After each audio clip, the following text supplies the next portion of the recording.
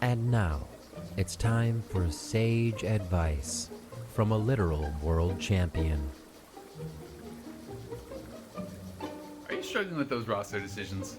Well, let me give you a piece of advice. If you've got a jungler in Academy who's got 6 LCS championships and 2 MSI finals, try playing him on your LCS roster. Just might get you a couple wins. This has been sage advice from a literal world champion.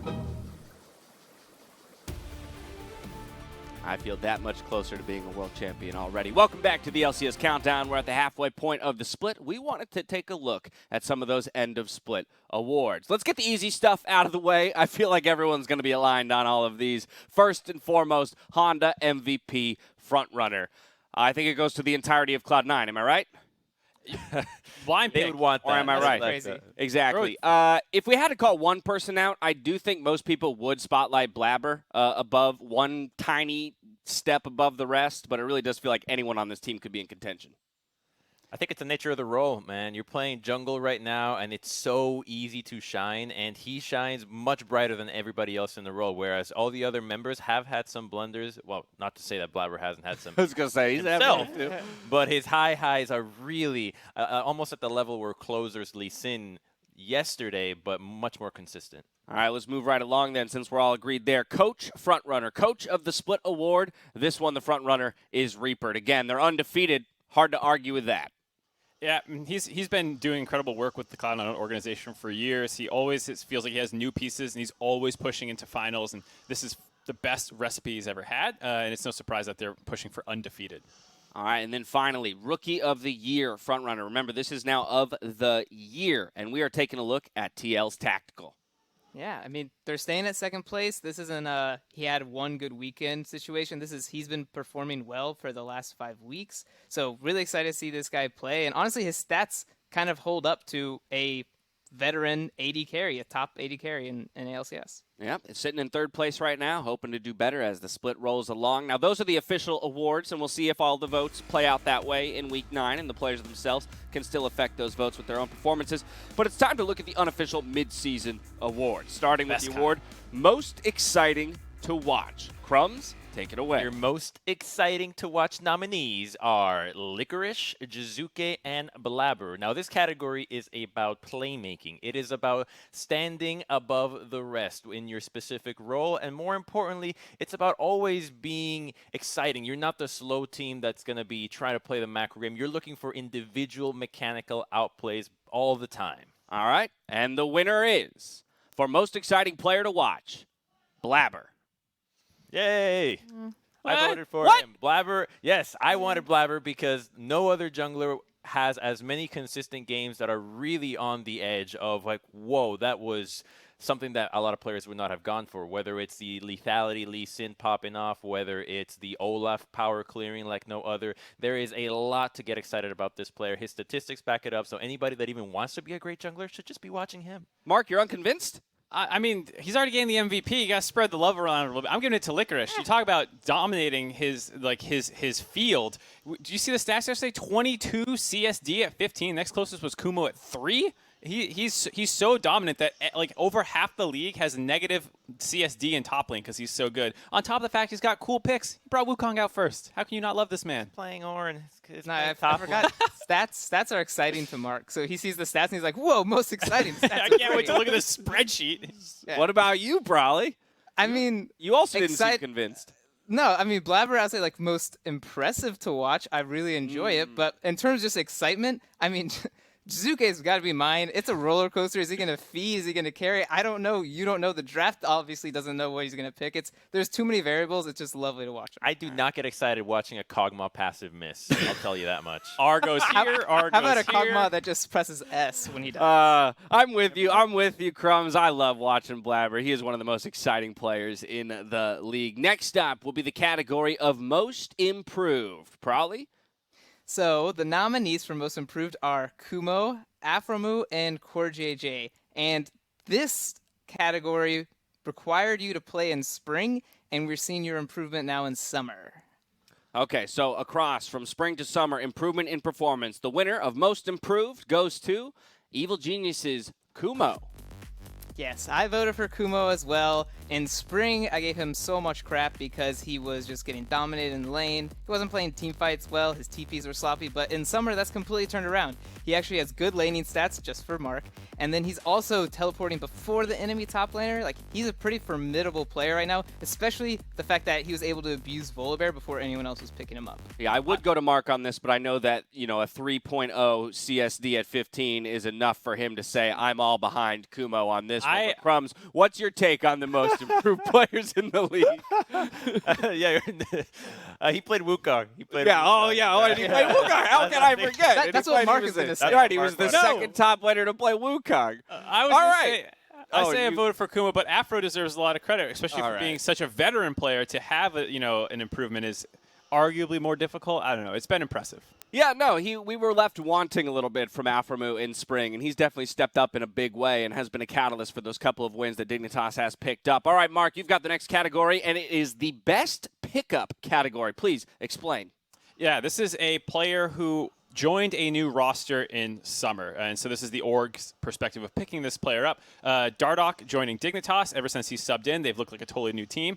Huni for inspiring the improvement for our most improved winner in Kumo, putting a little pressure behind him. That was a great pickup. And then, of course, Doublelift. It kind of goes without saying, helping catapult that team back into the top 3. All right, well, there you have the nominees for best pickup, and the winner is TSM's Doublelift. Got to be expected. He's been very impressive over the course of the split and has been a huge part in turning around TSM after a relatively disappointing spring split. It's kind of hard to argue sometimes with just one of the literal best 80 carries out there on the market. So if you pick him up, he's going to be a boon for your squad. I want to roll us straight forward here to comeback player. Prolly, you've got this category. Yeah, so again, this one means the player did not play in spring and has come back in summer. Get it? Comeback player. And we have Spica, Lorlo, and Contracts. Spica, Lorlo, Contracts. And the winner of Comeback Player of the Split is TSM's Spica. Yeah, Spica played in the Gauntlet back in 2019, but in spring of 2020, he wasn't picked up to play on the LCS roster. But since his debut again in summer, his Kane game was the only game you can kind of, wag a finger at, but his other 8 matches have been superb. He's been a really strong jungler. He's been doing well, keeping up early pressure, and he's also been playing team fights very well. I mean, the thing he set in that gauntlet was 3 Sejuani games, right? I think that's what he played. Great. I think it's pretty easy to come back and be like, oh, look at me, look at everything I'm capable of doing. We didn't get to see much of it, so I think that contrast is what makes Spica. So the comeback meta, have a bad enough be split so bad at some point in your career that there can be no argument when you return. Mark, what are your thoughts on this category? I was going to give a little bit of a head tap to Contracts. He hasn't had as much time as some of the other players to, cement himself in this category, I think. But it was cool to hear some of the interviews and perspective that he had about when he went down to Academy. He initially thought that he was too good for it, and now, having to revamp that to actually earn his way back into the LCS. And he had a pop-off performance specifically on that Nidalee, right? I mean, what a great way to show back up. Best Nidalee we've seen all split in North America for sure. There you have it. One more category left to be decided here in our mid-split awards. This one is yours, Crumbs. It's for worst performance in a winning game. This is fairly self-explanatory. It's dubbed the Tactical Int Award, and the nominees are Bjergsen in his game against Golden Guardians. You've got Ryoma in their game against FlyQuest, and Jizuke on his game against Immortals. Now, Crumbs. A lot of it comes down to just how hard did your team carry you. Right. So, and what kind of sense of false security did you lull the enemy into? Well, Crumbs, a master of the tactical int in his own right, felt only natural that he would be the purveyor of this category. But I will do the honors of revealing the winner for worst performance in a winning game, and that goes to Team Liquid's Bjergsen.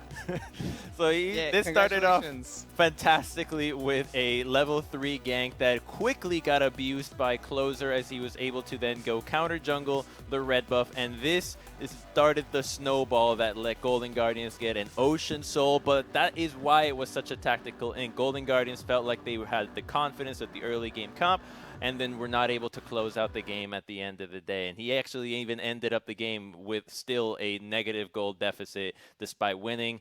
That is just masterful int. And I think he also got Flame Horizon that game. So it was one of those ones where there's a lot of the fact that he didn't recover back to positive was very impressive.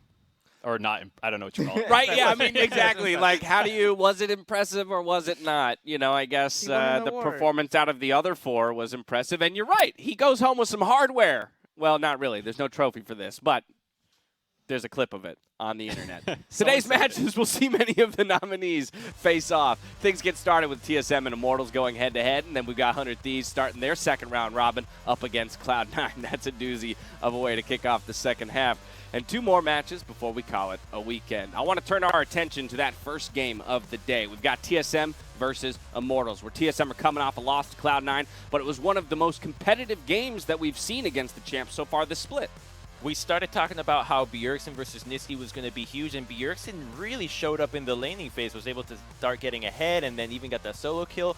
But C9 continued to innovate in NA here and bring us the Senna Wukong that was actually really impressive to see out of Sven. So despite TSM playing a super close game, when it came down to teamfights, C9's superior teamfighting made it seem like the early game was just nothing but a dream.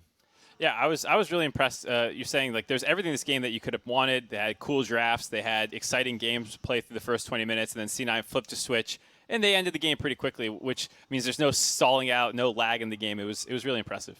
Well, that brings us back to that C9 measuring stick that we've been talking about, Mark. Let's pull up the gold graphs and take a look at how TSM did in comparison to the rest of the squads. I'll direct your guys' attention to the bottom of the graph, actually. Again, what we're measuring here is how long you could hold a gold advantage against Cloud9 before you start seeing those lines tick up and to the right. TSM only outmatched by Team Liquid in terms of how far into the game they could extend that gold lead. Yeah, and C9 only had a 23% major lead that game, while TSM having a 2%. The game was 74% close, and yeah, what that means is just the stat line is very close. You don't see that gigantic trajectory you see in most of the colorful lines. The gray and the white lines are what we want to look at. Those are indications of strong performances against Cloud9. Hopefully, we'll eventually see one of these lines skew downwards, but currently our expectation is how long can you keep it steady, and if you can even get it below the x-axis, that's just a bonus. And I would say the other thing, too, that was more impressive, not just if you actually look into the gameplay, C9 has made these mistakes in the early game, which throw a little bit of a goal lead in the enemy's favor. They've had that mistake against FlyQuest. They had a similar one against TL.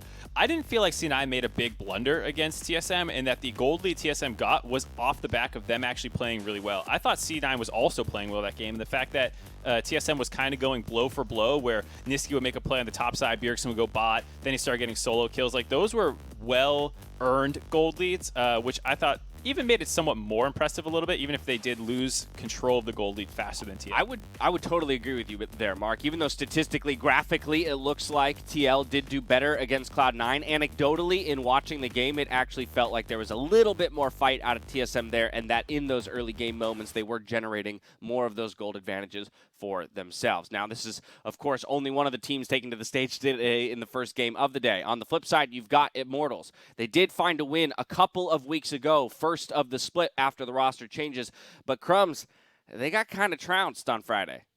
Dignitas really proved to have the better preparation, and even though we liked what we saw out of Immortals, none of that showed up in that match. I really felt like this team maybe got a little bit overconfident at source because of how close those games must have been. So the fact that they did not give enough respect to Dignitas the same way that they treated their other opponents, I think started to show, because they were really lackadaisical in thinking about what the opponents could do. And on the flip side, Dignitas was just so quick to punish. I was really impressed by that. So I'm putting all my eggs away from the Immortals basket and just chucking them over to the Dignitas one, because I really think this team, if they continue, right? Okay, all right, you know what? You got to get away from these egg I'm not metaphors chucking here eggs, on the desk. Placing them gently. Fill our baskets with something other than eggs, my friends. Probably this does key into that conversation that you brought up though earlier, which is, how much maybe were we over-indexing into some of the closeness of Immortals' losses after they put up that win, right? We were so willing to say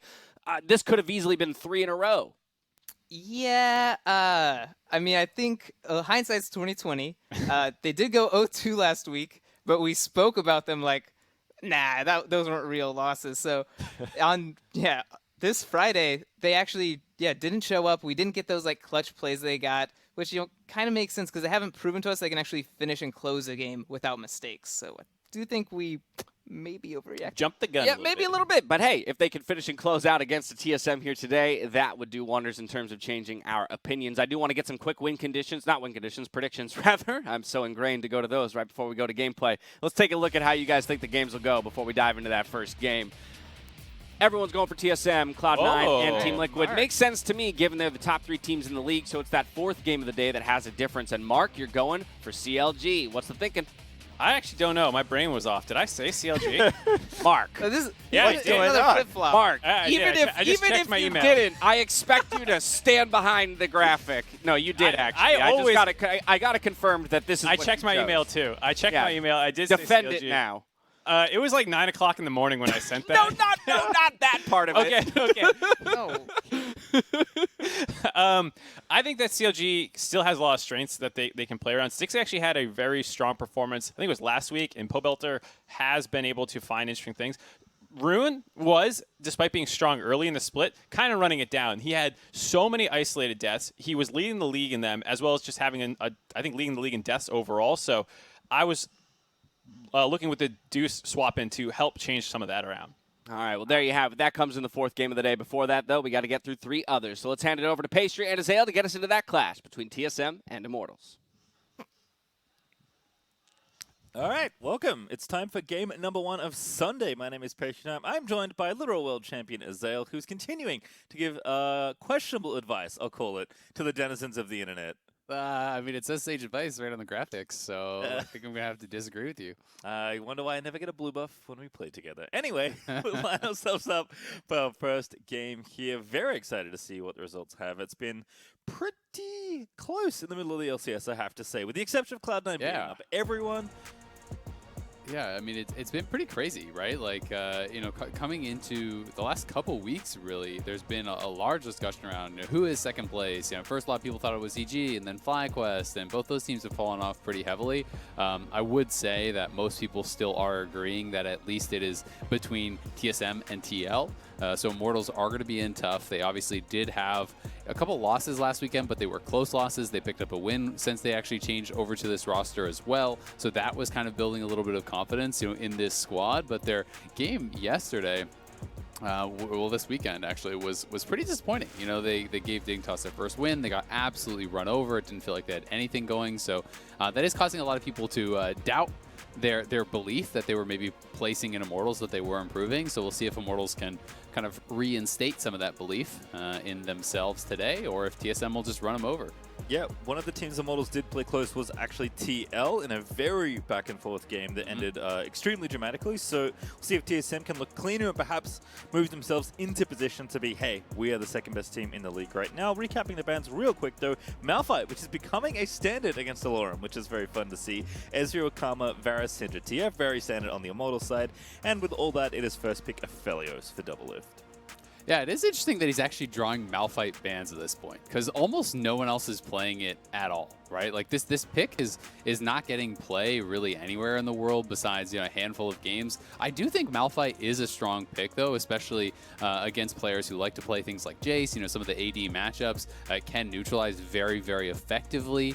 I also think that things like Shen and Maokai are getting overlooked a lot in lieu of Ornn, but Ornn is going to come through. Malphite is off the table, so we'll see if TSM do want to look towards something like the Jace, if that was the reasoning perhaps for that Malphite ban.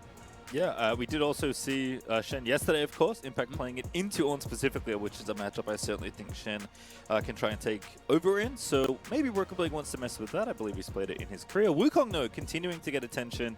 Not necessarily in the top lane here for Broken Blade. We've seen it in jungle. We've even seen it farming in the bottom lane as well. So there are places you can put this champion.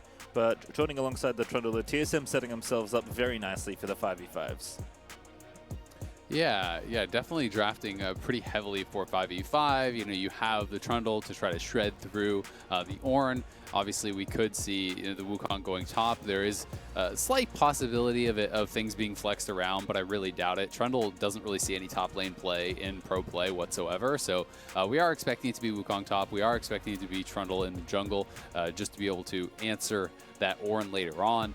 But with Xmithie grabbing Graves, he's definitely going to have priority in that 1v1.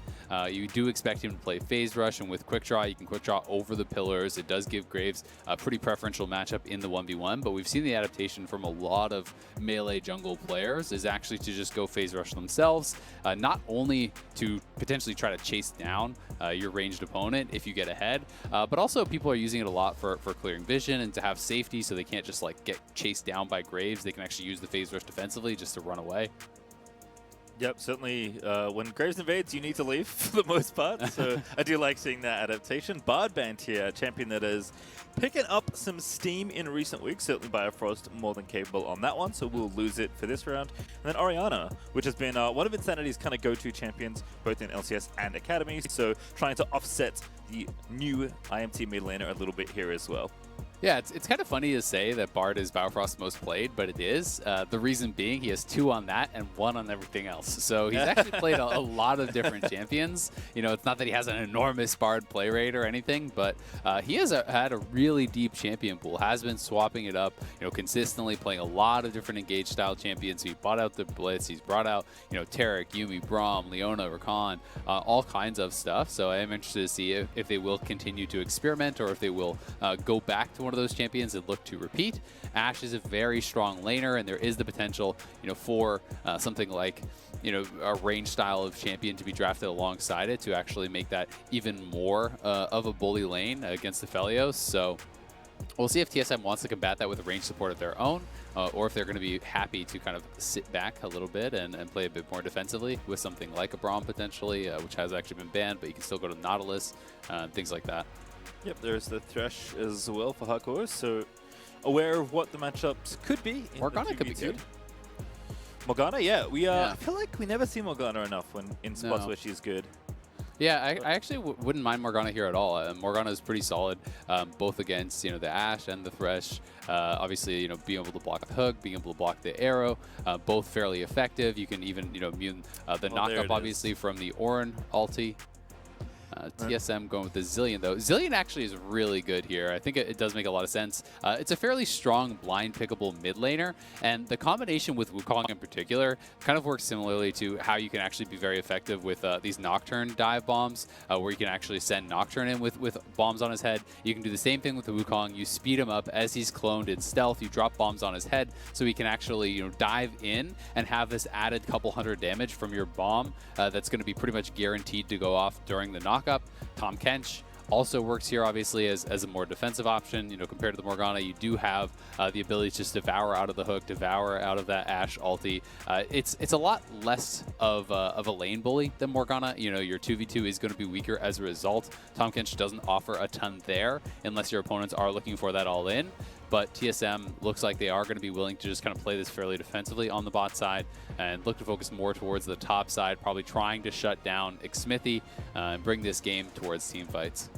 Yeah, last pick Corki is a triple marksman actually for IMT, although Corki of course is the magical marksman, so not going to be a problem with the damage types, which is always nice, but very stable 5v5 on the IMT side as well. Nothing fancy, but a lot of good farming champions, a lot of good damage, simple CC. Keeping it straightforward, I think, against TSM.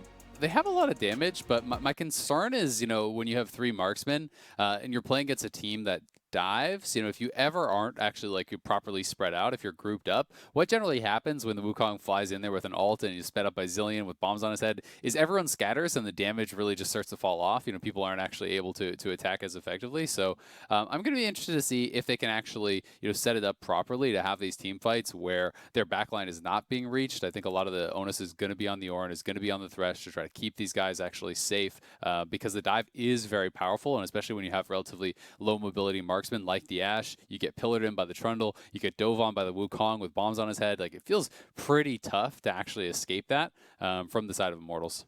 Yeah, I'm curious to see how TSM play with yet another different Zilean comp. It's actually now sad, reflecting that they banned Bard, because Bard Zilean is one of TSM's most potent threats when Biofrost was on the team playing Bard. Now again, but all the way back in the day. But like this, like Bjergsen literally, I feel like has just picked Zilean like in so many different comps. Like, they always find a way to make it work. Just a testament to his mastery on the champion. And he was talking about this in his Pro of the Week interview, where he's like, I've been playing for so long that if there's a champion we think they can come back into the meta, chances are I probably have enough games on it to be like, sure, I'll try it. And then they try it, and it either works or it doesn't. And it's very easy for him to go in and out of a wide range of champions.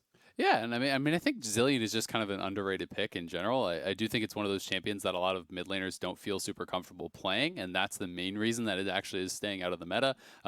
People sometimes can struggle with the laning.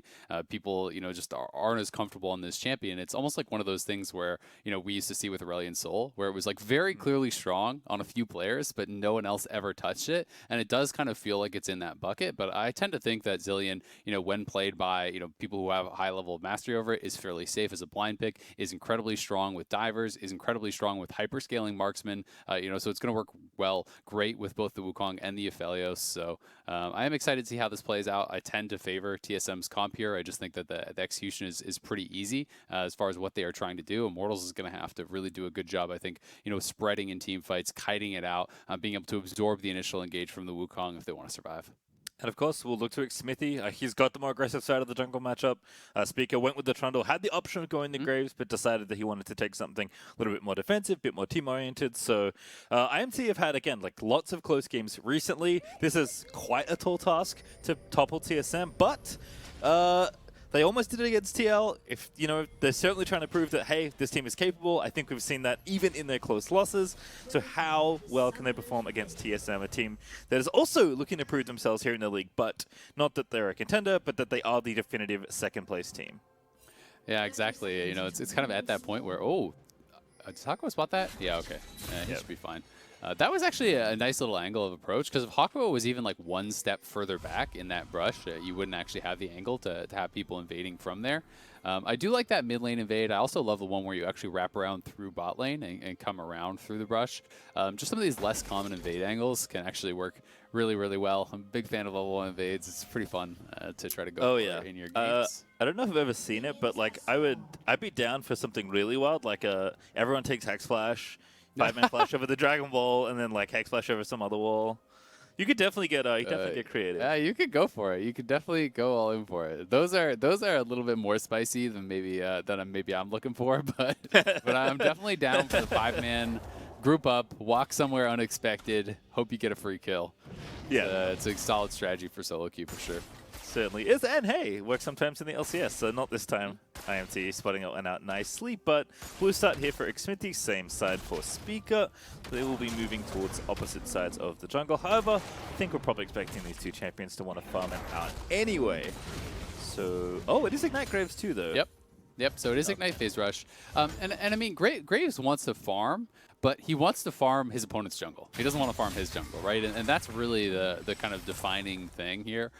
In this meta with a lot of the power farmers, some of them aren't as good at the actual ganks. Graves, sure, he can gank if you're really pushed up and he can kind of just walk up behind you and run you down, or if you have a really good gank setup. But in general, Graves succeeds at a high level because he wins the duel against his opponent in the jungle, and then he just farms their raptors, he steals away their buffs, and he's consistently invading, and that's how he's really kind of creating these huge advantages, and then retreats back to his side of the jungle to farm. If you're going to play Graves into Trundle, and especially Ignite Graves into Trundle, and just farm it up until teamfight time, then you're pretty much trolling. You're really just not getting enough out of it. Because, especially against compositions that have heavy dive like this, I do think Graves can struggle to stay safe. And Ignite is just not really going to be anywhere near as effective as Flash, generally speaking, in a team fight. It's more about that 1v1 and kind of asserting your dominance with, low summoner spell cooldown, with Nimbus Cloak, with Phase Rush, trying to slam this Trundle. Yep, for sure. And we'll see if Xmithie does look to get aggressive in a moment. The other kind of early game note here is actually on Bjergsen. He's going for Glacial Augment in this game, which is like a totally sensible keystone on Zilean. I think the thing that's really interesting for me is that this likely changes his build path. You see a lot of Rod of Ages, lots of tears on Zilean, wanting to build up that mana pool. But when you have Augment, you almost always want to have at least one item that pairs with it. So whether that's Twin Shadows or GLP, I'm curious to see how Bjergsen build changes with this keystone.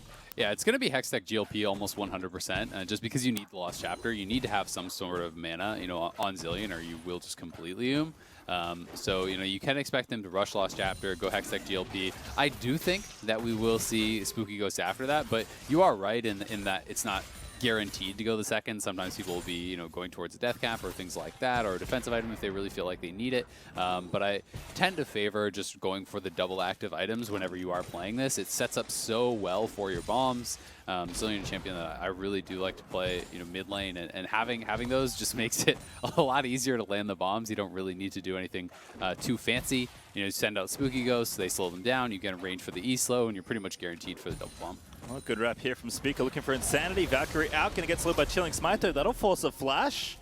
Insanity, though, will stay alive. I think Spica maybe could have just held the pillar a bit longer and tried to get into melee range first. But at the very least, you know, they did force a flash, and it didn't actually cost them any summoners themselves, so it's still a very good gank. But you can actually interrupt Valkyrie with pillar, I do believe, so that is something that you can attempt to do there.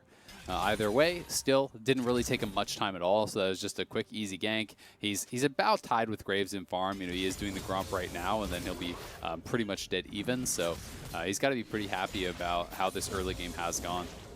Yep, of note with Corki and interruptions, the package makes you unstoppable when you activate it, but that same is not true for Valkyrie. So you are correct. Could have seen some fancy pillar interrupt, but like you said, very high value, low effort attempt there for Spica, just getting the summoner nice and cleanly. Cole is up for Insanity, so he has returned to farm some more and get a little bit of extra gold at the end of the day. But even, I mean, even just the fact that you actually force him to base, you know, a little bit earlier and spend that gold earlier is pretty big deal. Pretty much every Corki these days is going for the tier build. You know, you go Presence of Mind, you stack up the tier, you're getting a lot of on-hit damage with that. So the fact that you do have to base early, you know, Corkis aren't always going to your first item. A lot of times they're going for, you know, the pickaxe for a little bit more damage. But either way, it doesn't have the best base timing. So Cull plus Fairy Charm isn't the most exciting of buys. Xmithie, though, will be starting up the dragon here, and it looks like this just should be theirs. You know, they had a nice timing on the base from Doublelift and Biofrost. You know, they knew that they went back. They knew that they had this timing to go towards the dragon, and Xmithie's going to grab the first one, so we'll see if Immortals can continue to stack those as they come up. Yep, and here in top lane, I guess we'll have a look in with the Wukong here for Broken Blade. This was his counter pick. Did see the on early, so this is maybe one of the few instances where Wukong actually feels like he can kind of do some stuff 1v1. Most of the Wukong matchups we've seen, Wukong just getting beat up for 15 minutes. But CS is nice and even. I don't think there's anything too exciting happening right now. Both these champions much more effective in team fights anyway.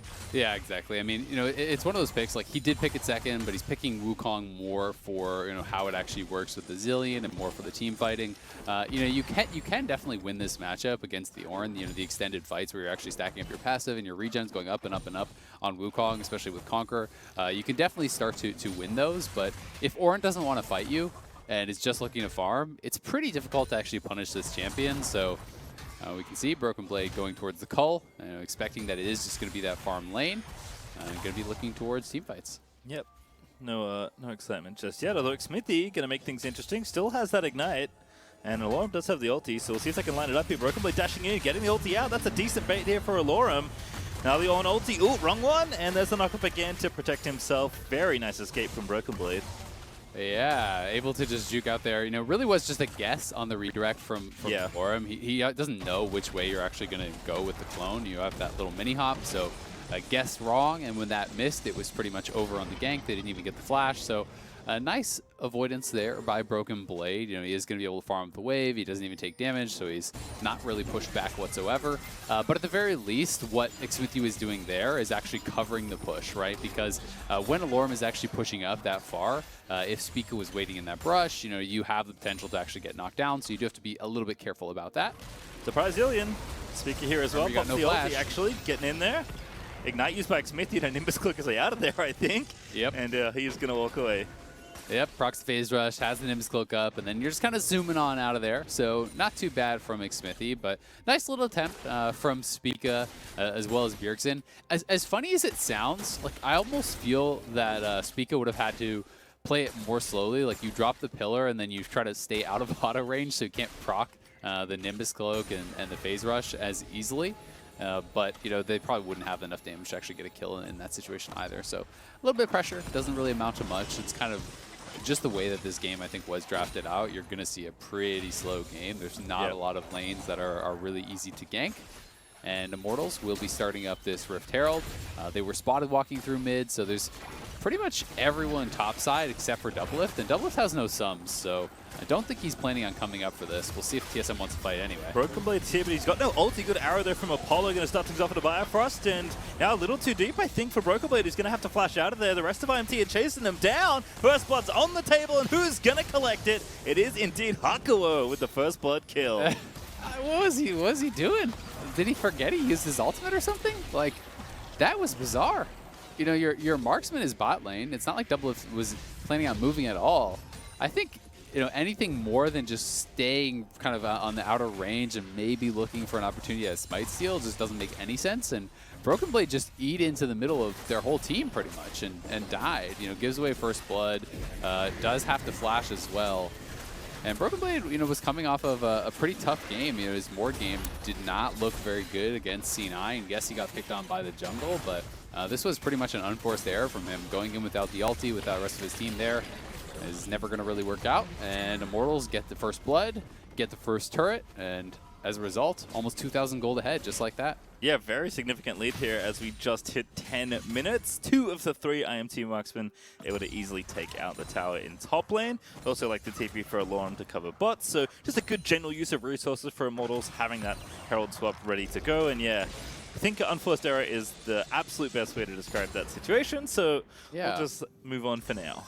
I mean, I think it's fine for TSM to move up and try to see, like, oh, hey, is there some sort of angle where we can poke with bombs and maybe go for a Smite Steal? And then the worst case, you still have 4 people alive and Doublelift's pushing bot, so then you use those 4 members to actually defend a turret while Doublelift gets farm on bot side. That all makes sense. Everything, you know, made sense, minus Broken Blade going in.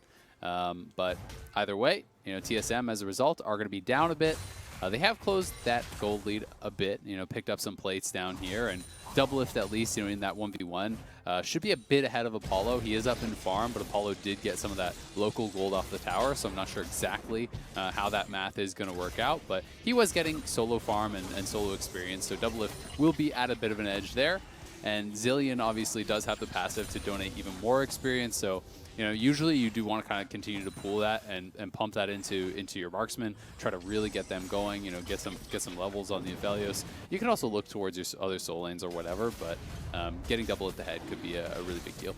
Yep, also a 5v5 is on the horizon here around this Ocean Drake. TSM have already started it, Broken Blade looking for the flank. This time I can confirm he does have his ultimate. Doesn't have his flash though. Yeah, and gonna get spotted also. There's also a Polyria ready with the ulti. Good nice stun clone there, but that is the wrong one. Broken Blade's out of there. Oh, you hate to see it if you're Immortals. But let's see if they can get it. All right. Jake actually stolen by Apollo. Once again, this man just steals all the objectives, and I think Biofrost's going to be left out to dry. Indeed he is. It's Insanity that'll pick up that kill. What a disaster. It started off so well. This time, you know, Broken Blade actually drew a lot of pressure. He goes in with the flank. Is he going to die now? He doesn't have flash. Yeah, he's just going to die. Jeez. Gets out of there. Zilean ulti's going to keep him alive.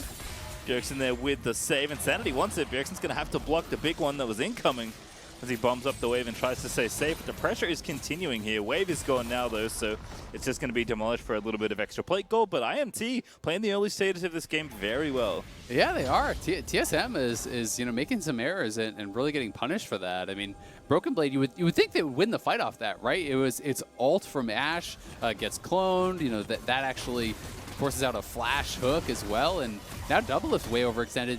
He's just ignited. Dead too.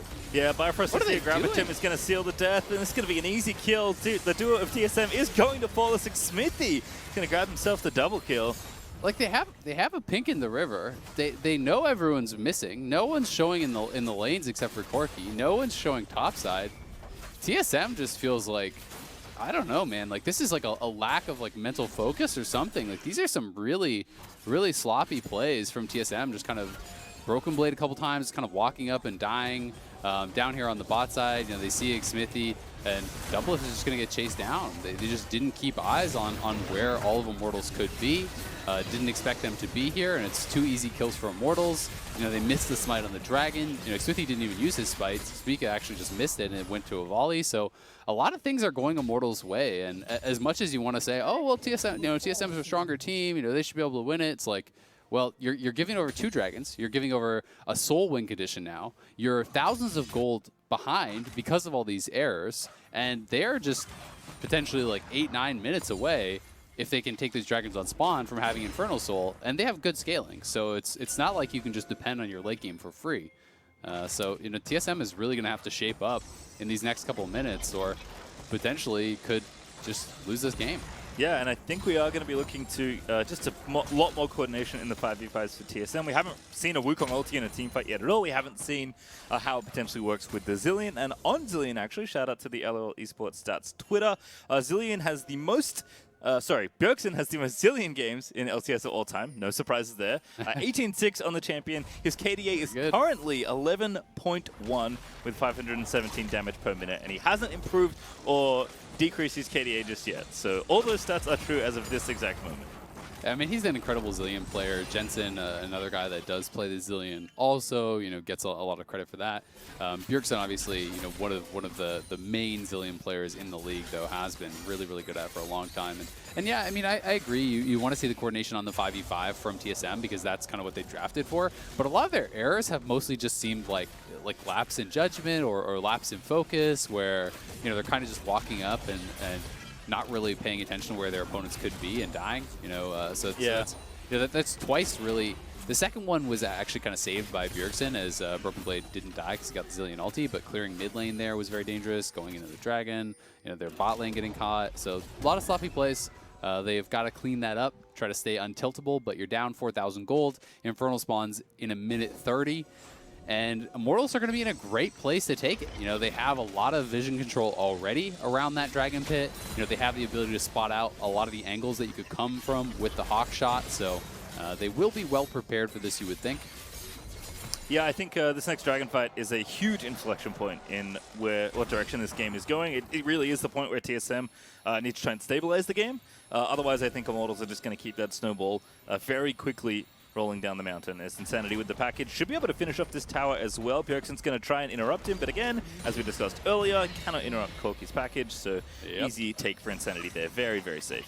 And I mean, that's 5,000 gold, and they just got the Rift now as well, so they can drop that mid when the Infernal is going to spawn. You know, if they get that mid turret, that's 6,000 gold lead. Like, it is really starting to snowball a lot. You know, Corki, Graves are going to be really dangerous later. Ornn is obviously a strong team fighter. I do think that the dive is great from TSM, but when you play all-in style compositions, kind of like they are playing, they suck from behind because you don't hit this certain threshold where you have enough damage to actually burst people down. So TSM have got to be careful about falling really any further behind. I think what Immortals is going to do here, they have vision around the dragon. They should walk mid, drop Herald, then go over to the dragon pit and look to put themselves at soul point. Doublelift also is diveable right now, not based on the info they currently have because they can't see everyone. But they're just going to look to take this tower. Herald is dropped, as you mentioned. That will be able to finish off the tower when it makes it. So Apollo just going to score the live in. So.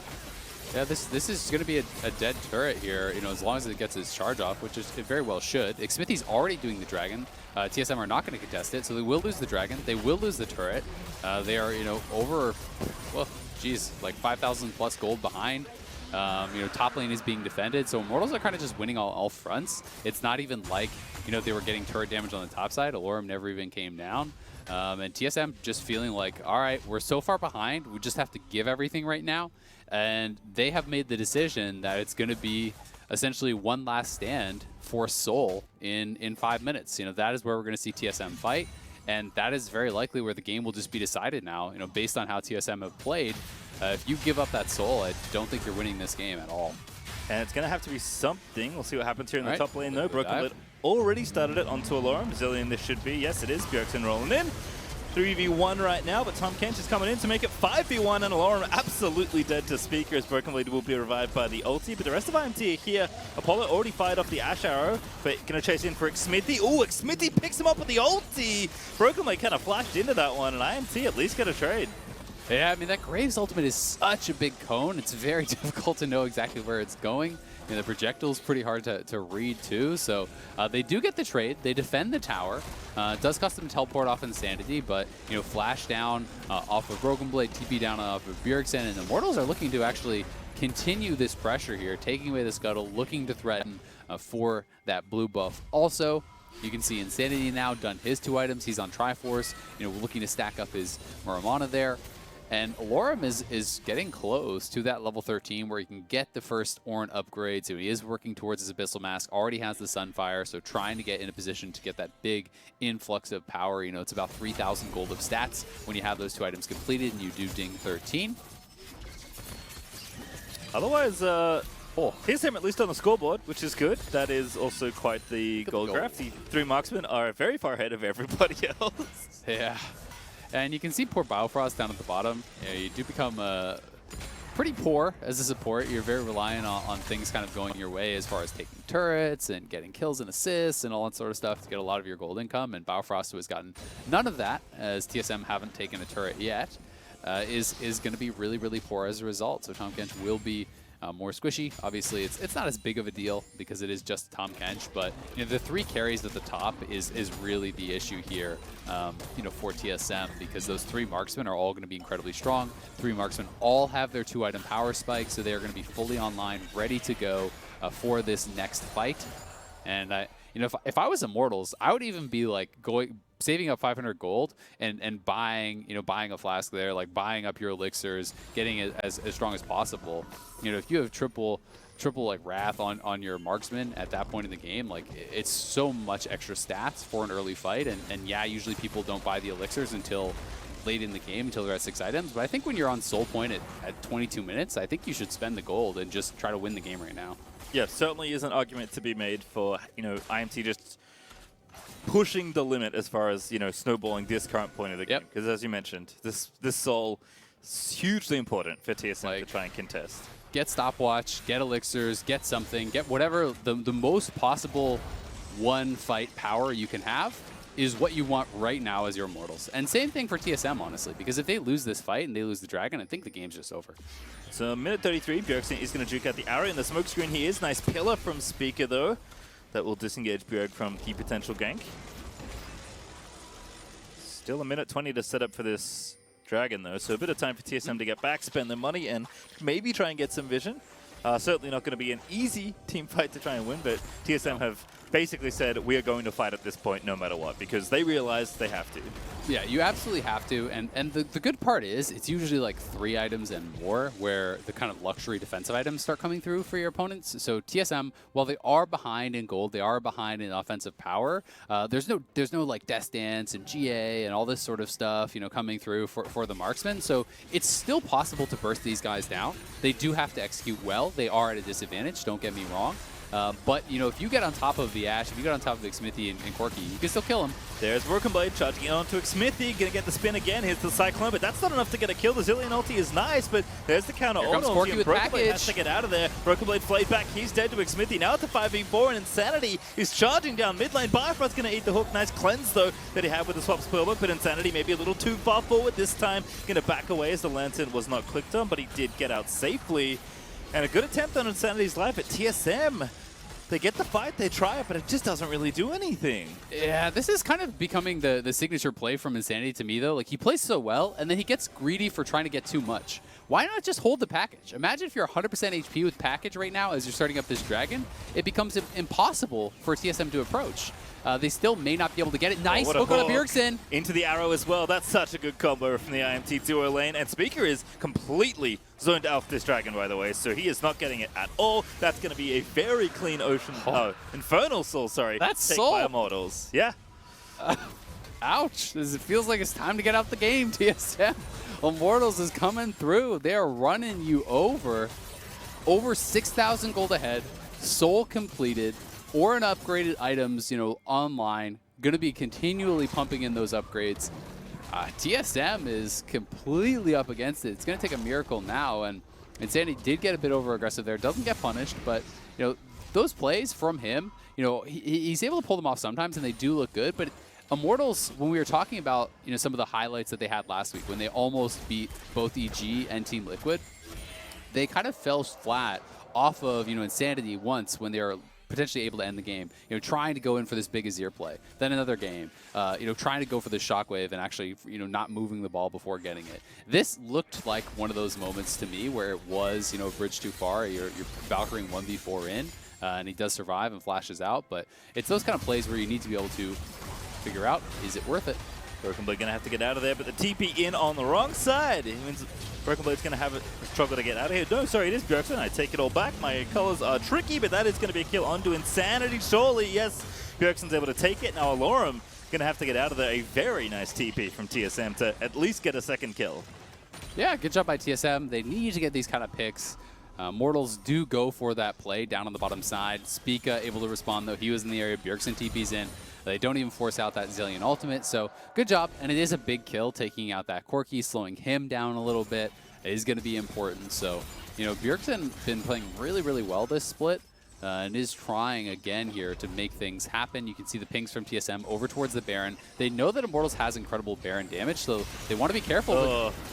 Bjergsen just face checking. He's going to have to ult himself there. Going to get the stun to Hakuho, and there's the follow-up arrow from Apollo. Hakuho into stasis he goes, with the rest of TSM are here to chase. Make it kill number 3. Bomb's going to go off. And that's going to be a Doublelift, actually, with the auto attack at the end for it. Make it 3 kills now for TSM. They're slowly racking them up, Isaac. Yeah, good pick. I mean, again, they get a kill, you know, back-to-back kills now. They do force out the stopwatch, so that is nice also. You know, Hakuho nowhere even close to a stone plate or anything like that. Now TSM able to pick up a top turret off that. They're pushing the bottom turret off that. So this is the first bit of momentum they've really gotten in the game. Over this last couple of minutes, those 2 kills plus 2 turrets gets them on the board. They are slowly starting to claw their way back in. You know, have cut this down from a 6,000 plus gold lead to just about 3.5. But it is still Infernal Soul you're up against. It is still Ornn items that are going to be unlocked here and upgraded pretty soon. So that is a very, very risky spot for TSM. We'll see if they can actually, you know, execute on these team fights, or if Immortals continues to play sloppy. You know, if TSM keeps picking up pick after pick, you know, they can scrape their way back into the game and potentially look to something like that Elder Dragon. But, you know, they've got to keep eyes on the Baron. They've got to keep eyes in this area, because with triple marksman, you can kill this so damn fast if you do not keep track of where Immortals players are at all times. I'm just really glad TSM got a couple turrets, because at one point, you know, we're like counting up the kills and seeing the picks they're getting, and then I was going to take a step back and be like, yeah, but that's actually all they have. There was a point where TSM were getting perfect game by Immortals. Thankfully, that reality has long since passed, but it cannot be like understated how big of a lead Immortals have built up and how big their lead still is. The situation is very precarious for TSM, but as you said, they clearly are confident in their team fight, because they're going to have to be. That's all they have. Yeah, I mean, they have a great team fight. And the, like, ideal situation where, you know, you get that Wukong in the middle of multiple members and the Zilean bombs on top of his head for the bonus damage, and, you know, everything works out, and the Inferno ult goes over top, and blah, blah, blah, then it's great, and you still can win. So they're trying to at least stay within striking distance to where they can have that ideal fight and be able to actually get something done, right? And TSM have built themselves a pretty big mountain to climb, but they are trying to get back up it. 1:40 until this Elder Dragon, and we haven't seen Immortals, you know, extend the lead by any means. It feels like they are just trying to play towards these mega buffs, these neutral objectives in the Baron and in this Elder. And as that starts to spawn, you know, the decision-making processes kind of get a little bit more tricky. You know, where do you go? Are you willing to trade? How many members do you commit to each side? Where do you put your vision? All these things become a lot more complex, and TSM is going to have opportunities to try to out-macro their opponents, to try to make the right calls on where to go and where to be. Yeah, again, Immortals have lost some heartbreaking games with this roster, so TSM, no, they certainly have opportunities. There's 57 seconds now until the Elder Dragon is up, but Baron also a consideration here. TSM at least going to go ahead and clear out this vision, but this is inviting a potential team fight. Broken Blade, though, is getting real cheeky on the right-hand side. Yeah, he wants to flank. He wants Immortals to actually chase up into that topside river, funnel up, you know, with their marksmen, and they want Broken Blade to come from behind. This could be that fight they're looking for. Look at them stacked. Xmithie's the target here. Broken Blade looking for the spin, finds the knock-up onto 2. There as the front line eats a little bit, but there's the counter ulti out of Allorim. Gets displaced, though, so isn't able to hit it, but Xmithie, he's just chasing down Broken Blade solo. That's an easy kill! Xmithie's unstoppable! Xmithie just kites it out, procs the phase rush, drops the Nimbus Cloak, and just kites out the Wukong ultimate, and then chases him down. Bjergsen couldn't actually get back to Broken Blade, and neither Bjergsen nor Broken Blade actually flashed to get closer to each other to be able to get that ultimate off. So it was a good attempt from TSM. I liked the look for a flank there, but it didn't work out. You know, it ended up just being Broken Blade ulting solo onto Xmithie, didn't get much damage down, and now TSM, they are in trouble here. Oh, goodness, Insanity! That looks exactly like that, but he's going to take the lens and back out to safety. He's totally fine, as the Inferno Multi's not going to clip him, and Biofrost is still awfully low. IMT are going to commit to this Elder Dragon, and I just don't think TSM can get in here for a steal. The bomb is down, but that's not going to be it, and that's Elder Dragon now to Immortals as well. Yep, Insanity, he's getting a little bit too spicy with these packages for my taste. That was, he is getting really, really close to going down. But now Immortals will just run to the Baron. You have Elder, you have the Soul. You are willing to take any fight. You are down to fight at this point. So they're just going to say, all right, we're starting Baron. Come fight us. Let's go. And it will go down incredibly fast here. But Xmithie is taking a lot of damage because there's no Ornn tanking it. There's no Thresh tanking it. They're actually on zoning duty. Looks like TSM's call, though, is just give that up, too, and pray, I guess, that maybe later you do stuff. It's looking pretty rough. Yeah, the amount of time they've got to wait is running out, but Insanity, he's like the guest on Hot Ones that goes straight for the last step. You know, he went for the final hot sauce instantly on that play. This is a ghost pepper. You'll die if you ingest more than one dot. And you just look over and he's like chugging from the bottle. Yeah. He's like, wait, stop. Don't do that. You don't have to. Just sit by the Elder Dragon. Hold your package. They can't approach. Got a whole segment to do. All right. Yeah. But Sanity did get out. Immortals just, growing their lead further and further. There was, I think, a worry that they would have stalled out a little long. Maybe like some of those feelings of, oh no, are we throwing away another game where we had such a great lead? But at this point, TSM is just kind of giving over everything Immortals need to finish off this game, and very well, this game could end in the next 2 minutes with this Baron buff up and available to break down some of these towers. It's definitely possible, but Immortals have still got to show us they can do it, right? There is good wave clear between the Zilean and the Aphelios, so that's something working for TSM. Immortals still have got to be able to close, so they've got to be able to either find the right fight or actually split the map enough that TSM can't answer or find a good dive. Like they still need to actually crack the inhibitors and look to get that game-ending damage. Because for now, TSM is just waiting it out. And the Elder buff only has one more wave on it, so as soon as the Elder buff is gone, you know, TSM can be a little bit more brave. They're still in a very risky spot, but you know, they will have at least a little bit more of a fighting chance, and that has just about expired. Immortals will crack that mid lane tower, so that will mean at least one inhibitor does go their way, and they still have over a minute on that Baron buff to try to potentially go for that bottom inhibitor too. But Elder now expired. Yeah, and maybe the good news for Immortals is that Insanity actually doesn't have the package available, so he cannot zip in there right now. Instead, it's going to be slow and steady. Nice ult from Allorim to zone them off the tower, and that'll be an easy take on the second in-hit tower as well. Oh, here's the flank, though. This is potentially the last fight. Broken Blade coming in from behind. Yep, TP in. Good Cyclone. Needs to get another one in, though. Gets another set of knockups, but the rest of the team can't really join him, and the damage from these three marksmen is absolutely absurd from Immortals. Yeah, they have those Ornn upgraded items on two of the three marksmen now. They kite it out. They have been very good at disengaging these flanks. And, you know, Broken Blade and Bjergsen have never really been able to get together to actually get that perfect combo off. They are getting zoned out well by the front line there of Immortals. And Hakuho has been in position to peel and drop the lantern to try to get people to safety. So Immortals disengage that very, very well. They are now really close to closing out this game. And I've just got to say, you know, every time we feel like we get the slightest handle on a power rankings, it's just like, what is going on? You know, coming into the week, everyone's like, hey, Immortals is pretty good. They were close against TL and EG, and then they just get blasted by Dignitas, who has 0 wins, and we're like, no, never mind, false alarm, you know, they suck, don't worry about it, we take it all back. And then they come in against TSM, who Cloud9 just told us is the second best team in the league, and they're trashing them. And it's like, what is going on? You just cannot power rank the teams in this league. It is insane the variance we've been seeing from some of these teams at the bottom. You know, being able to compete with teams at the top, and then the next day losing the ones that are right at the bottom. Yeah, clearly we can only power rank Cloud9. They're first, and everything else is a big old mess, and they can figure it out. And we can't even trust them to power rank accurately, because clearly TSM, at least this game, not looking like the second best team in the league. It's all Immortals. They're up almost 10,000 gold. 2 minutes 10 to the Baron is up, a minute 30 for another Elder Dragon if they need it. Like, we're going to get the last stand pretty quickly here for TSM, as Allorim is going to get trapped in that pillar, but TSM will not commit for that particular kill. Yeah, Immortals just need to slow play this. Allorim's actually got to back up. You need to wait for your supers. That is how you play this out. They are going to look for the dive here. We'll see if they can make it happen. But Biofrost the target into the hook, and oh my goodness, Insanity. That damage just blowing through the shield that he couldn't even press. All right, maybe you don't need to wait for the supers when you can one-shot the Tahm Kench. But super is going to be coming in the bottom lane.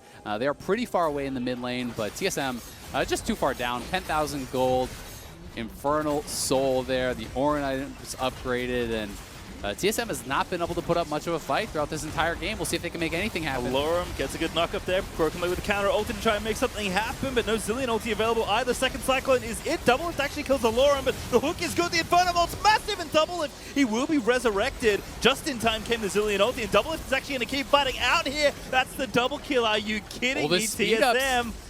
They're going to keep chasing here, but Doublelift doesn't want to overextend. Xmithie phase rushing out. Insanity's here, but the cutter from the Tahm Kench is coming. Doublelift is going to pop in with the Severum. He should have enough to lifesteal through, and he does. Insanity! He's diving through, trying to get the final kill, but the stun from Bjergsen is going to keep the game alive as TSM, in the throes of death, pick up the Bud Light ace. They don't even look at the explosions. Badasses always walk away. TSM just walking straight away, not watching the bombs. Kill off Insanity, and what a hold from them. It looked like it was just completely over, but Bjergsen and Doublelift combining for an insane hold, and they can actually grab the Elder here now. The AoE damage coming out of that Aphelios was absolutely absurd. He got so many people low, and then because of all the AP that Bjergsen actually has on this Zilean, the ultimate brought Doublelift back at full health. He came back up, and it's a full reset there. The speed ups came through. Biofrost res, had the Tahm Kench ultimate, and TSM do hang on for now. I mean, their base is still completely in shatters. We will see Immortals likely grab a Baron here, but still, you've got to at least respect a team that does have that Elder buff, and TSM is going to be wearing it for the next 2 minutes. And I hate to bring this up now, but one of IMT's losses was to EG, which featured quite the hold from Bangs Aphelios in a very, very late game. And again, some shades of that scenario did remind me of that game in that last team fight. I mean, this is pretty nuts, right? They have Tahm Kench dead. They're feeling like they can just go in for it. You know, they are playing a little bit fast and loose, you know, looking for these types of dives, but it's like they feel like they're so far ahead that they don't need to play it more slowly. But Allorim gets sectioned off on the side by Doublelift. Then this Infernal, 4 members stacked up. Look at that AoE. Apollo goes down almost instantaneously, and then guess what? Doublelift is back. He's still got full health because of that Zilean ultimate there. And Immortals, you know, just made that one mistake. Wukong was down, but you forgot about the Infernum. You forgot about the Aphelios ultimate, and Doublelift absolutely shreds him. Barely able to kite out from Insanity. Stay alive there as that final kill goes over to Bjergsen. Doublelift now full 6 items. He is fully online. Yeah. Bjergsen just completed his death cap, so... Oh my god! When there's a will, there's a way, man. The dream is alive. 9,000 damage. I've seen a lot of games where Aphelios don't do that much damage in the whole game. The Doublelift just did that in one team fight. Broken Blade and Biofrost did less damage than Allorim in that team fight combined. That is an extremely unrealistic goal grab. Oh man, that is something. We'll see though. Immortals, they do have the Baron buff. Elder expires in 25. You know, they've just got to play it smart, right? Like if you run that situation back and you just wait, there was like 3 or 4 super minions it looked like in the bottom lane. At the very least, there was 2. And you could just allow those to start hitting the Nexus turrets, then hit the top Nexus turret, and TSM can't deal with that. Instead, they got a bit overeager. They try to go for the fight when they could just play it slowly, hit the towers, you know, allow TSM to kind of get corralled back by those supers. They're going to be regretting it now, but they still do have an opportunity as they're still incredibly strong themselves. But I mean, Aphelios is 6 items before the Ashe or the Corki or the Graves at this point. So all right. Insanity's back. He's got the package. IMT are looking for the kill here. 45 seconds still left at Baron. Xmithie's starting to dish out deeps into the front line. Gonna ignite Broken Blade again. They're gonna take it the first inhib. Here comes Allorim with the ulti. Ornn ultimate to try and end it all. There's the first kill. Immortals just surging in, make it two as the double kill comes through for Insanity. And I think this is it. Surely Doublelift cannot live through this. He's got the Zilean ulti ticking on him, but it's gonna go off relatively soon. The QSS is out. He's zooming back. He's trying everything he can to save this game, but I don't think Doublelift can protect the Nexus as Immortals, yes, I believe they will take down TSM. Oh my god, that was a crazy game. Immortals. Honestly, you got to give them a lot of credit. They're sitting, down near the bottom of the standings. They do pick up their second win of the split, both wins with this roster. And now it's looking more like that Golden Guardians game was a bit of a blip on the radar, because when you look at their games against top teams, they've played against EG, Liquid, now TSM here, in this stretch. Two of those were very close losses. Now they actually pick up the win here against TSM. But I think TSM should honestly be very disappointed with how they played today.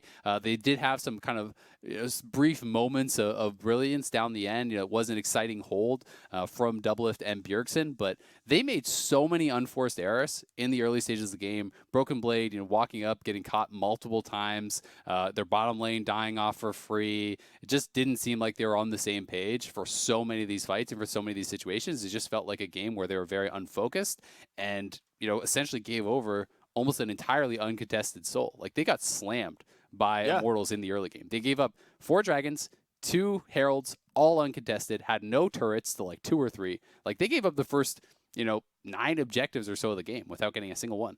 Yeah, and we talked about it, like, it's triple marksman comp for IMT. Like, granted, one of them's Ashe, but, like, there's not that many tricks you can walk into against that many marksmen. Like, Immortals are playing a very straightforward game. So it does feel like at some point, TSM, had to make those errors for Immortals to even get the level of lead they did. But Immortals did get that lead. Yes, there were some spots that looked a little scary, but they did manage to hold on and close out with a very nice final team fight. So with all that, it is time for us to step away. But when we return, the State Farm Analyst Desk will break down that win.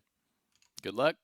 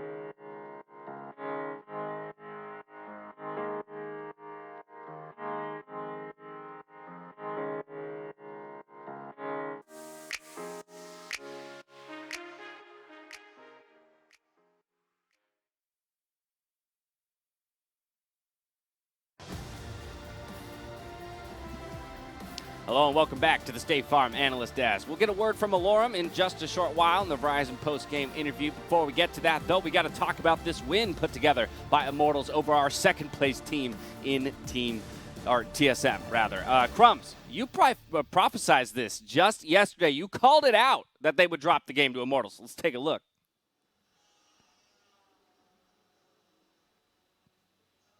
Caught in the middle. I'm going to say TSM is our second place, but I do think Crumbs has a lot of points. They're very inconsistent. That's not, I think no, Broken probably Blade I is gave you one disappointing. job. I gave you I one still said they're job. second place, Okay. but I'm saying it's Mark is right. It's a Mark is thin, right. thin ice I'm second right. place. I'm right. Thin Watch ice, him lose but to they're Immortals. Watch thinly him in lose second to place. Immortals. All right, I'm gonna watch gonna all move- the prep No, have been you're spent done. for C9, You're done. and they're going to lose Somebody to mute Immortals. him on production. Mute him. We're closing out rivalry week. It was set up. I tried to shut you up, Crumbs, but you shut me up. Silence the truth, Dash. The truth is that the top teams are very inconsistent, and the bottom ones are really making a late game surge. Immortals, Dignitas, 100 Thieves, the changes they've made are really crazy here, and Immortals showed that game yesterday, just a fluke. This one, definitely what we want to see out of them, and if they can beat our second best placed team, why couldn't they beat everybody else? Oh, hi, Mark. Welcome to the show. Oh, hi, Did I Mark. miss anything? I just Yeah. got back. Hey, Nothing buddy. happened. I don't remember. I didn't see him. Immortals took down TSM. Don't know if you saw that. Oh, that was cool. Yeah, I did see that. I don't know about the thing right before it. yeah, about Crumbs being right there. Yeah, all I know is I know how to sit on a fence very well. That's what that clip tells me about myself. Yeah, fair enough. Let's talk about this game, though, because for Immortals, I mean, they took it to them early. Yeah, this was a 2v2 bot lane. Normally, we're expecting Doublelift to be always playing the winning side of a matchup, but here Hakuho gets a really great hook, and this is the Hakuho yes we always talk about. But although Immortals played really well, we still have to throw some criticism at TSM. We have Broken Blade jumping into this Herald fight without his ultimate, so he just gives over a very free first blood to the Graves, who ends up popping off in this game. So these were the kind of things where we love to see Immortals play well, but we don't want to see TSM play this poorly. No, not at all. And I think Immortals were super clean. Like, it's hard to find something that they did wrong, which is why it's easier to point out all the things that TSM does wrong. Bjergsen totally missed positions here. It looks like he got baited by his own teammate's clone, which then throws their ability to control this dragon, which they were actually in a good position to do. They already baited out an ultimate for free for a Wukong W, and then they lose the fight and they lose the dragon and it completely falls apart.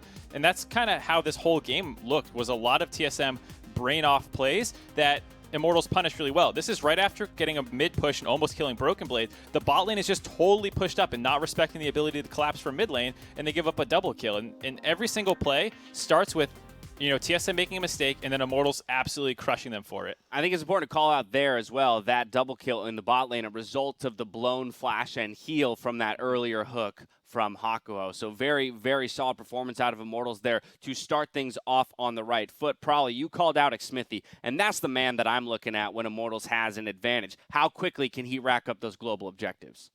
Yeah, so the first dragon that they're actually able to take was off of a bot lane. They took a, like, I don't know, potentially selfless base, and Xmithie was able to get the first Drake. And then after that second Drake steal, they were always first set up. So they were able to get the Dragon Soul win condition off. Xmithie was everywhere after he got his first blood kills. This was a performance on Graves where usually we look at Xmithie and we're like, all right, what's up, Trundle, Sejuani player? But he was able to actually perform on Graves very well. And that early dragon is a sign of a very practiced team, because what we talk about when we say fundamentals, one of those things includes being on time for your objectives. And the fact that they took one of the fastest Ocean Souls, the steal obviously came into it, but it showed that they were there every single time, willing to fight for the territory, and they won a lot of those fights, is just exactly what we want to see them when it comes to punishing teams that are not going to have those fundamentals, which is being prompt for these major objectives. And if they're not, well, they find themselves losing an Elder, I believe it was at 29 minutes as well, which is just almost unwinnable position for TSM. Yeah, I got a little sketchy for him. That Soul Dragon take is like a Cloud9-esque Soul Dragon take in terms of the time. But as we mentioned, it wasn't without a couple of oopsies, and this one being the big one here, where TSM almost found their way back in it through an Aphelios. Go for it, man. The whoopsies is that there is an Aphelios in the first place. Like, Aphelios is the whoopsie here. And so, yeah, you get to take out the Ornn, and then there's no front line. And so I thought this looked great. Yeah, you landed the hook, but he's got a Zilean ultimate, he's got the Chakram stacked up, he gets to revive, and then it's just brutal to see that this is what can still happen when you have these many carries, this big of a gold lead, Ornn items, but there is still an Aphelios fighting around 9,299 damage. I mean, that's all their health bars, really. That's actually all of, like, pretty much all of their health bars combined. Yeah, and I gotta say, like, as much of a good play as that was for TSM, it's something where I'm looking at Immortals as one of the areas they can definitely still clean up. If you look at their game versus TL, their game versus EG, they have these kind of like, we're in the enemy base, we're about to win the game, oopsies plays. And I think I've been relatively impressed with their ability to get a foothold in the game. It's the closing it out, and like that play was there, that is eerily reminiscent of the other ones. They just had a bigger gold lead this time. I just want to give Crumbs the final word here because he had called it yesterday. But in that conversation as top 2, man, after TSM drops a game like this, do we just have to let Immortals have top 2? You can't, because Dignitas beat them as well. So Dignitas, the team that we had the overreaction, can they win a playoff game? I think they actually can at this point. You have to give credit to all the bottom teams, and the top ones, I think, is when you're starting to be like, maybe we got to dial back how much we feel about these teams. I think the last remaining hope would be Team Liquid if they can pull up a good. Don't say it, you'll curse them. What a way to kick off the second round robin here today. Immortals taking down TSM. Let's hand it over to the Tigers at the Verizon post-game interview. I would suspect that anyone's feeling pretty good about taking down TSM, so I'm here in your Verizon post-game interview alongside Allorim. First of all, you're a few weeks into LCS play, a few months into working with this roster. Just tell me, what has this time been for you like? It's been, a sigh of relief for me. On Optic, it was so back and forth. Like, Allorim, we need you, man. Get up there. I played 2 games. They're like, all right, Allorim, we don't need you anymore. Get back down there. And so here I am again, back with the main team. They brought me back up again. And when the situation gets its worst, that's when they call me. I'm the backup. I'm the savior of organizations. So here I am again. And we just caught our second dub. We just ate a W, and it feels really good. I don't know what to say. I'm just happy to be here on the winning side.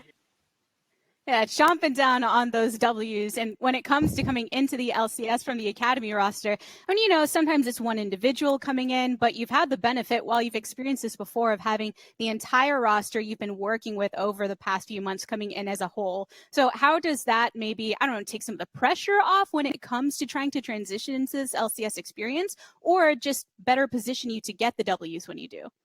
It's way better, because in the past it was always swapping up rosters entirely. Mid-season, you'll be playing with players you hadn't been playing with, you haven't been practicing with for weeks. So when you're keeping a consistent roster throughout the entire split, I think it works out for both the Academy and the LCS teams one way or another. It really is awkward, and having experienced it last split when we just swapped Apollo and Alltech and other players, it really breaks a team dynamic that you build over weeks, and it takes a long time to build it back up, and it's really frustrating. So it's nice to have a set line that we're just, okay, this is going to be the roster, and we're going to roll with it for the rest of the split.